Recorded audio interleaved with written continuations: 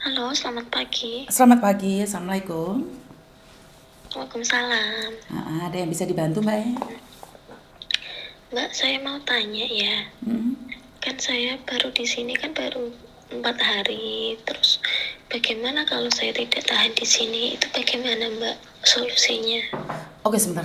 Kamu tahu kan setiap kali telepon ke saya secara langsung dan tidak langsung masuk YouTube sama di Facebook. Jadi jangan pernah menyebut nama siapapun termasuk namamu sendiri karena setelah viral saya tidak akan take down. Kamu Oh iya 4 iya Mbak. hari di Hong Kong Iya dari Indonesia ke sini. iya. Oke, sebelum saya nanya banyak, terus kenapa kamu pengen nge-break? Kan belum. Maksudnya gini loh Mbak. Selama di sini kerja 3 hari itu kan, maksudnya di sini kerjaan di sini sama di Indonesia kan beda. Kalau di sini kan harus maksimal kerjaannya. Kalau di rumah sendiri kan beda gitu loh.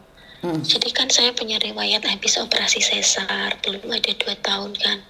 Jadi masih sering kambuh kalau kecapean gitu, sampai pinggang itu buat gerak sakit, mau nafas pun sesak gitu loh, kayak habis operasi dulu. Terus bekas jahitan yang dalam itu rasanya panas, cekit-cekit gitu loh. Oke, Itu terus? yang nggak tahan. Oke, karena sakit itu kamu pingin pulang Iya iya. dan kamu tahu risikonya kan kalau pulang. Gimana Mbak? Bukan, kamu tahu kan sebelum masuk PT kan pasti mereka akan memberitahu kamu risikonya seperti apa kalau pulang Indonesia.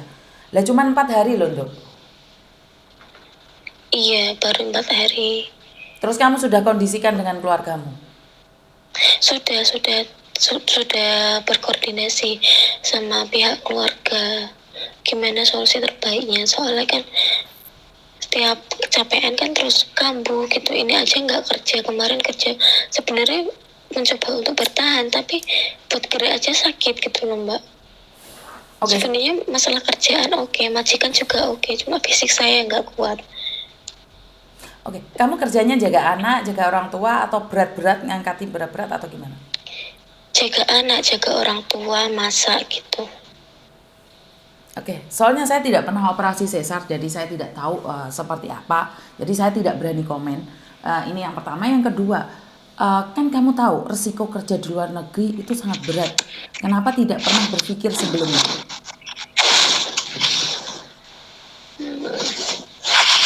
Ya saya pikir kan kerjaannya nggak semaksimal kayak gini gitu loh Mbak. Jadi kan capeknya biasa aja seperti di rumah gitu.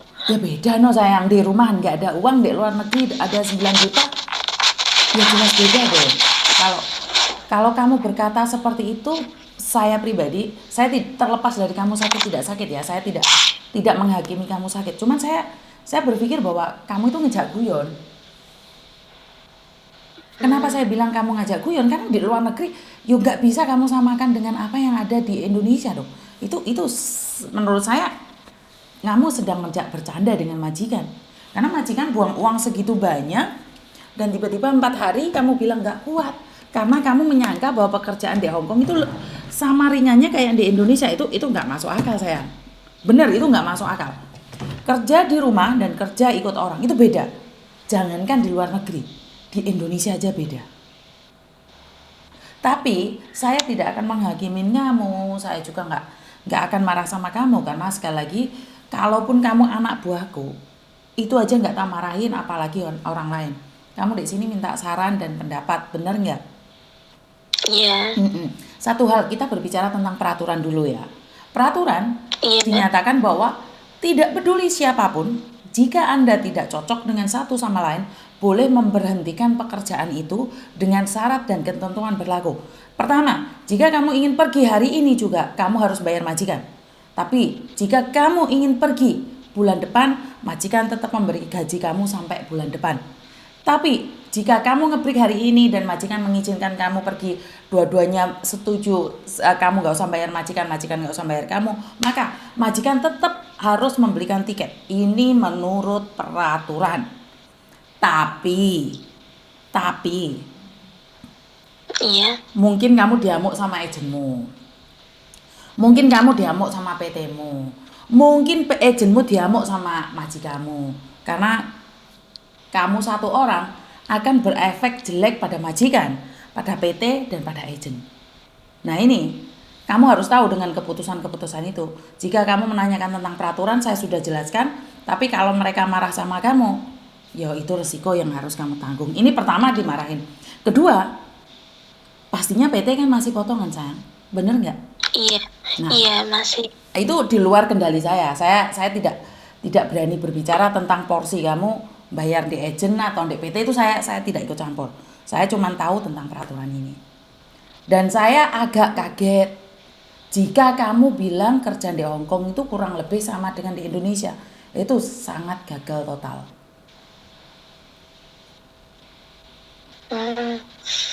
Saya kan belum pernah ke luar negeri gitu loh. Mengerti, Dok? Jadi kaget. Ngerti, Dok?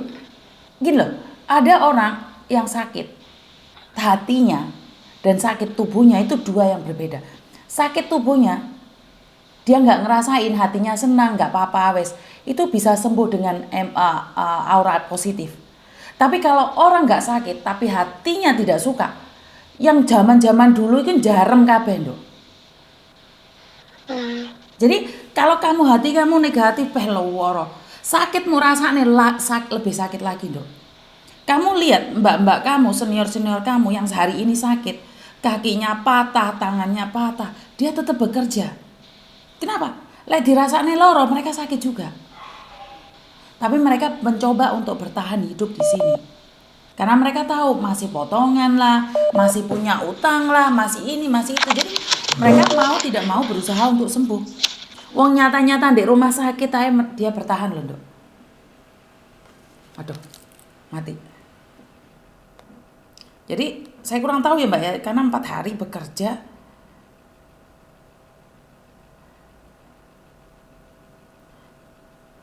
Dia dimatiin, saya kurang tahu kenapa dimatiin, apakah ada majikan atau seperti apa. Saya akan coba calling balik. Kok mati, Dok? Halo, maaf Mbak, kepencet. Nggak apa-apa. Jadi intinya kalau suamimu sanggup, ya nggak apa-apa, pulang aja sayang. Nggak ada siapapun yang melarang kamu untuk pulang. Nggak ada siapapun yang bisa melarang kamu pulang. Tadi malam juga sudah berusaha telepon sama pihak PT juga sudah mengasih solusi ke saya gitu. Solusinya PT-mu apa sayang? Ya kalau bisa bertahan, ya bertahan aja dulu gitu. Soalnya ini masalah kondisi fisik, bukan masalah dari majikan gitu. Maka dari itu saya nanya kamu maunya gimana? Ini saya masih mencoba bertahan, kalau memang masih bisa dikondisikan saya tetap lanjut kerja gitu Mbak. Karena gini loh, Dok, sakit itu kalau kamu rasain semakin sakit. Saya sendiri itu pernah sakit, kaki saya patah nggak bisa gerak. Tapi kalau semakin tak rasain itu semakin nyeri. Tapi semakin aku bilang aku ingin cepat sembuh, aku ingin cepat sembuh dan bekerja, aku ingin cepat keluar dan bisa jalan. Jadi keajaiban itu muncul saat kamu itu punya niat. Tapi lek kamu bilang alah aku sakit ternyata soro melo orang, pulang aja lah, ya wis pulang, ya tetep pulang. Tapi lek kamu punya semangat lebih dahsyat daripada sakitmu. Orang yang kena kanker stadium 4 kalau dia pun masih punya semangat, dia tidak merasakan sakit itu loh, Dok. Wah, waktu sakit datang dia nangis, tapi saat dia bekerja dia tetap bekerja. Karena dia tidak ingin pulang Indonesia. Nah ini, kekuatan itu ada di kamu. Kalau kamu keluargamu orang kaya, dengar kamu sakit, otomatis kan mereka bingung, pasti cari utangan untuk nebus kamu. Tapi kamu keluarga kayak saya ini orang miskin, orang yang nggak punya uang, diomongi sakit, ya wedi no. Keluarga yang pastinya saya tidak akan memberitahu keluargaku. Kenapa? Karena mereka kepikiran dan mereka tidak bisa berbuat apa-apa. Karena itu saya akan bertahan di negeri ini. Jadi semua tergantung dari kamu.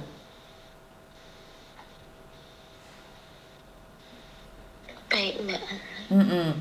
Kamu maunya pulang atau bertahan dengan sakitmu atau bertahan dengan kekuatanmu? Karena dua berbeda, Dok. Kamu bertahan karena sakit atau kamu bertahan karena kamu ingin sukses? Kalau kamu bertahan dengan sakit, tetap kamu akan pulang Indonesia. Tapi kamu bertahan karena ingin sukses, maka kamu sukses. Itu semua dari energimu sendiri, Dok. Tidak ada orang yang bisa membantu kamu selain kamu. Karena kalau kamu ngomong pada dirimu, mari operasi setahun sakit. Loh, saya ada pembantu saya itu. Habis operasi setahun, jujung mertua aku itu nggak apa-apa loh. Saya nanya, Mbak hati-hati sakit. Nggak, Miss. Kalau aku nggak bisa junjung nenek nggak suka sama aku dipulangi, ya apa utangku. Dia ada beretannya loh. Dan kemarin dia salah makan seafood, itu masih beleret loh. Tapi dia semangatnya besar. Dia kesini anaknya umur 1 tahun operasi dia. Karena saya tidak operasi, makanya saya tidak berani komen. Paham nggak maksud saya? Jadi kekuatan kamu itu dari kamu, Dok. Like kamu kuatnya lebih pingin pulang, yuk pulang. Lo gak apa-apa. Tapi gak izin lah kamu dari kata tetangga. Iya, Mbak. Jadi, wah, orang akan ketawa loh, Dok. Ini netizen pasti akan membuli kamu. Kenapa? Petang dino ngapain kesini? Wes pasti omongannya netizen ini lebih pedes daripada sambal di Indonesia. Dan kamu perlu tahu, yang menjalani operasi sesar itu bukan cuma kamu. Banyak orang melakukan itu. Lah, mereka kuat, kenapa kamu nggak kuat? Benar nggak? Harus semangat. Bangun dari tempat tidur, cuci muka, bekerja seolah-olah kamu tidak apa-apa. Seolah-olah kamu tidak pernah sakit.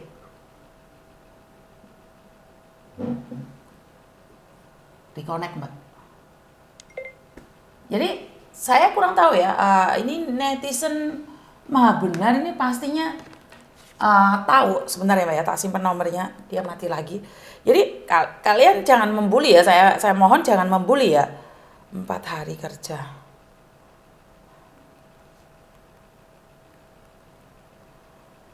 Jadi akhir-akhir ini loh ya, buat mbak-mbaknya yang di PT, tolong dong puterin video-video saya atau dikasih tahu teman-temannya yang ada di PT sana. Bukan saya ingin cari viewer atau ingin cari uang saja ya. Karena gini loh, Mbak, kalau kalian datang ke sini dan coba-coba, pengen lu loh, Mbak. Ini terus ngisi orang Indonesia. Kenapa? Kalau kemarin itu ada orang komplain gara-gara pembantunya itu cuma seminggu, ex Taiwan sampai rame di televisi. Wah, ini sudah mencuat ya. Dan mengatakan bahwa kalau kamu mau main, jangan sancing pembantu, jangan jadi pembantu. Kalau kamu pengen main, ya udah ambil visa turis. Jangan 4 hari seminggu di sini pingin pulang, apapun alasannya. Ya saat ini dia sakit ya, saya nggak bisa ngomong apa-apa. Tapi ayo komen dong buat teman-teman yang pernah sesar, teman-teman yang bekerja. Karena saya pribadi tidak ada pengalaman sesar, jadi saya tidak berani ngomong karena bukan porsi saya. Sekali lagi, katanya orang, saya nggak boleh ngomong katanya orang. Ini salah. Ini saya selalu bilang, saya selalu minta pendapat kalian yang sudah pengalaman aja. Kalau saya bilang katanya si Markona, tidak apa-apa, ini nggak boleh. Saya nggak berani, karena bukan porsi.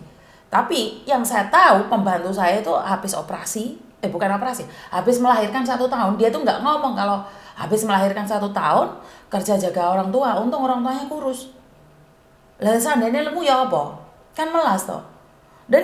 Dan saya tahu melahirkan itu sakit. Tapi lebih sakit lagi setelah melahirkan nggak bisa membelikan susu anak, itu lebih sakit lagi. Ke saya ya, karena saya terlahir bukan dari orang kaya raya, jadi saya terlahir dari orang pas-pasan. Saya merasa bahwa, wah ngeluh loh Mbak, lek kamu sampai nggak punya uang, lihat anakmu ngenes, itu saya pribadi malah ngeluh. Gak iso nukon anak pempes, gak iso nukon anak susu. Jadi buat teman-teman yang di luar sana, ayolah berkarya, ayolah bijaksana, ayolah. Pokoknya ayo kita berkarya menjadi lebih baik lagi. Jadi saya tidak ingin kalian gagal.